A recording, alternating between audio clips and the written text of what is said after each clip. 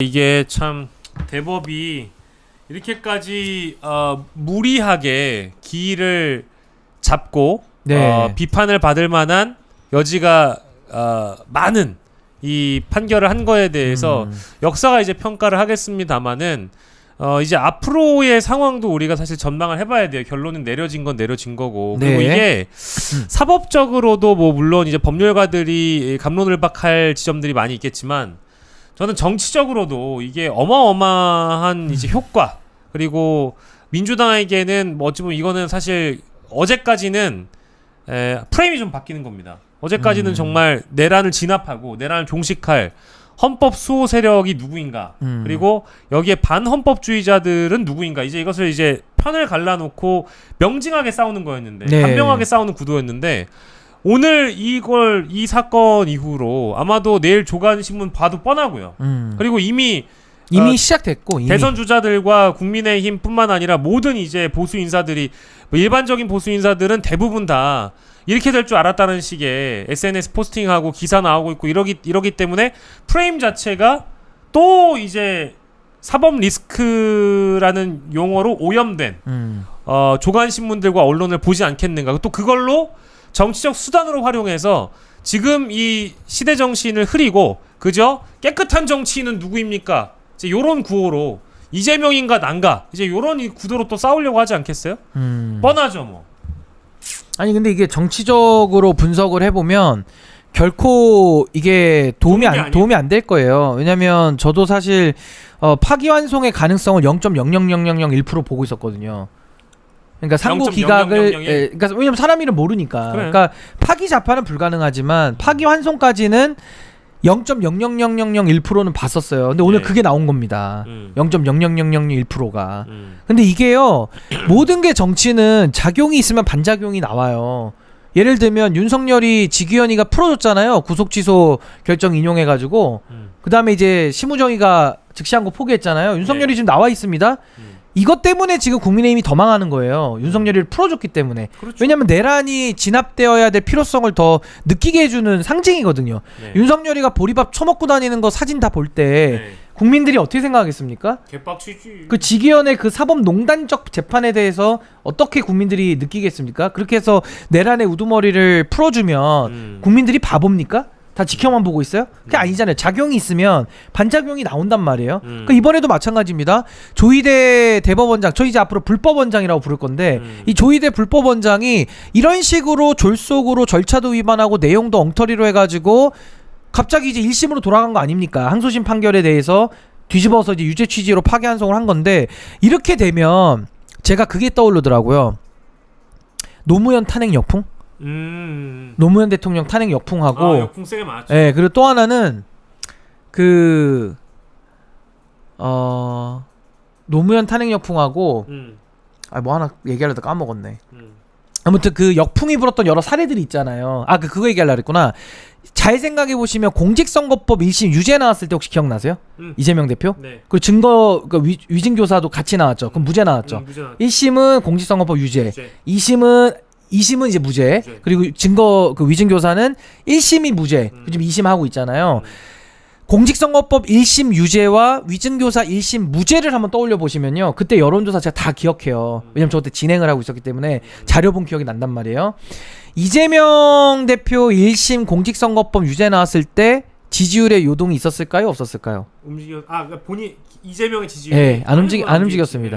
그리고 위증교사 때도 움직였을까요? 안 움직였을까요? 그때도 견고하게. 그때도 안 움직여요. 그러니까 제가 무슨 말을 하려고 하냐면, 이재명 대표에 대한 사법 리스크는 이미 윤석열의 내란과 윤석열의 또라이 짓으로 이미 국민들의 판단은 끝난 사안이에요. 그래서 2조 심판론이 안 먹히고, 지금도 이재명에 대한 반대를 비토를 해도 안 먹히는 거거든요. 그게 여론조사 수치로는 1심에서 심지어 공직선거법 유죄가 나왔는데도 여론이 안 움직여. 그대로 이재명 대표 지지율이 있었고요.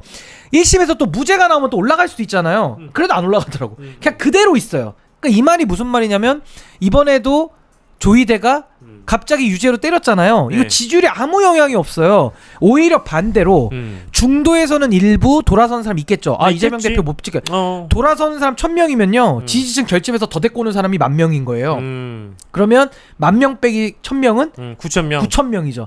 9,000명은 더 플러스가 되는 겁니다. 이재명 대표에게는. 그래서 저는 이 사안이 너무 답답하고 참 저도 얼척은 없지만은 정치적으로는 이재명 후보한테는 이건 굉장한 도움이 될 겁니다. 제가 볼 때는 정치적으로는 전 그렇게 봐요. 저는 정치적으로는 이게 우리가 이제 어떤 분은 좀 좋은 표현을 최대한 해주시려고 12월 3일에 내란이 발발하고 그 이후에 우리가 느슨해지면 긴장감을 불어넣어주고 느슨해지면 긴장감을 불어넣어준다고 지금의 상황을 이제 뭐 씁쓸해 하시면서도 그래도 한번 웃어보자라는 말씀으로 이제 저는 그 비유를 들었는데 확실히 그런 것 같아요. 느슨해질만 하면은 긴장감을 불어넣어줬기 때문에 이게 우리가 어떤 그 회복 탄력성과 근육이라는 게 있어요. 마음 근육이라는 게 강해졌죠. 오히려 자꾸 굳은 살이 배겨서 더 단단해지는 겁니다. 안 흔들려요. 저 그렇죠. 지금도 오늘 대법원의 이 불법원장의 판결을 보니까 더 빡치면 더 빡치지. 네. 아니 투표를 하고 싶은 욕구가 네. 한 100배는 더 생기는 것 같고 옆 사람도 더 설득하고 싶어. 그렇죠. 아니, 솔직한 얘기로. 맞아요. 그러니까 이제 이게 네. 갈 때까지 가보자는 거냐. 진짜 끝까지 가자주의예요, 그리고 진짜. 하나는 더 이제 우리 노무현 전 대통령이 말씀하신 이쯤 되면 진짜 막 가자는 거냐는 그런 생각이 드니까 이게 뭐랄까요? 이제는 이제 이런 상황이 와도 마음은 씁쓸한데 그냥 비웃고 넘어가는 거고요. 아까 이제 정치적인 상황을 이재명 후보에게는 나쁘지 않을 수도 있겠다는 말씀 주셨지만 자신들이 프레임을 전환할 수 있다라는 자신감으로 이제 벌떼같이 지금 등장했잖아요. 뭐 지금 대선 후보인 이준석부터 한동훈, 김문수, 심지어 김웅원도 썼더라. 다 썼는데 제가 이제 예언을 하건대 반명 빅텐트를 어떤 식으로든 더 이제 언론이 지금이 이때다 싶어가지고 이제 장이 섰다라고 생각을 해서 지금 프레임을 빨리 전환해서 공식 선거운동 들어가기 전에 우리가 원래 익숙했던 내란 종식, 내란 진압에 대한 이 슬로건을 지워버리고 범죄자 대통령 후보라는 식의 또 유죄 확정이 코앞인데 이런 사람을 대통령으로 뽑을 거냐는 프레임을 씌울 거예요. 그럼 그 프레임에 동참하기 위해서 이제 벌떼같이 합류하는 빅텐트 인사들 있지 않겠습니까? 저는 이제 그 중에 명분을 준 것 같아. 이준석 후보 같은 사람에게는 내란 텐트에는 못 들어간다고 했잖아요. 근데 이제는 범죄자 이재명을 처단하기 위한 반명 빅텐트는 내가 들어갈 수 있다.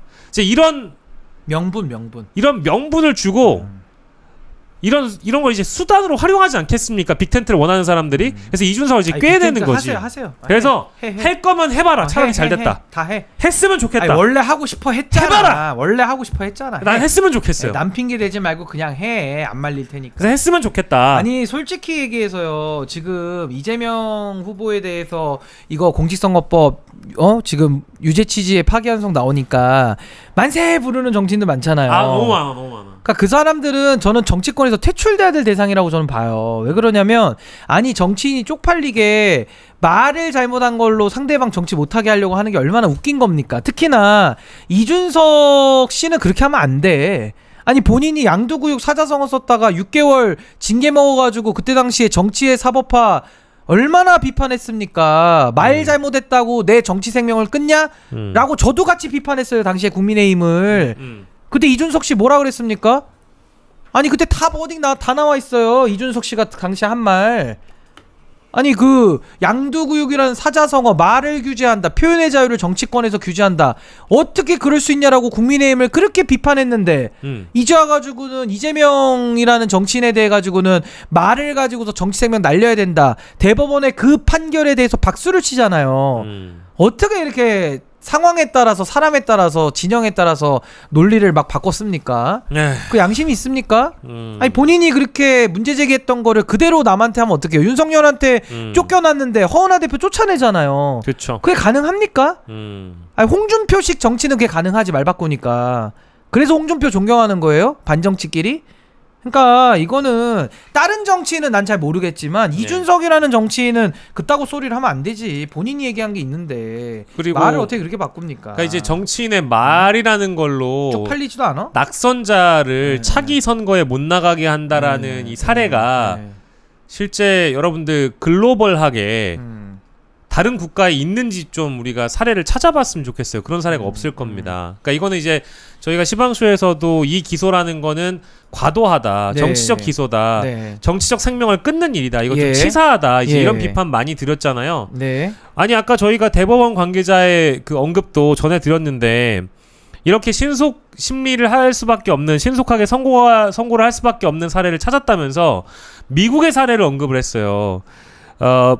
조지 워커 부시와 엘 고어가 2000년에 경쟁했을 때 대통령 선거 직후 재검표를 둘러싸고 혼란이 빚어졌을 때 미국 연방대법원이 사흘 만에 신속 심리를 해서 이 혼란을 예, 정리했다. 종식시킨 바 있다라는 거예요. 근데 이 사안이 미국의 사례잖아요. 네. 근데 심지어 이재명 후보의 사건과는 전혀 연관성이 없는 사례를 갖고 와서 우리 신속 심리한 거 명분이 있다라고 얘기한 거잖아요. 일단 이게 안 맞아요. 그리고 두 번째는 미국의 사례를 갖고 와가지고 공직선거법 얘기를 하려면은요, 트럼프가 재선했을 때요, 몇 개의 재판에 기소돼 있었고 얼마나 많은 수사를 받고 있는지를 그걸 찾아보시면 됩니다. 그리고 트럼프는요, 말끝마다 구라치고요, 가짜 뉴스 내뱉는 사람이에요. 근데 그 사람이 대통령 선거에 못 나가나요? 나가죠. 근데 어떻게 심판을 받습니까? 언론이 신인규의 말, 트럼프의 말을 한 문장 한 문장 따가지고 이거 구라입니다. 이 새끼 사기칩니다. 팩트 체크. 이 새끼는 갈라칩니다. 이 새끼는 반인륜적인 발언입니다. 이거는 나치즘과 동일합니다. 언론이 체크를 해가지고 정치적으로 심판을 받게 만들어요.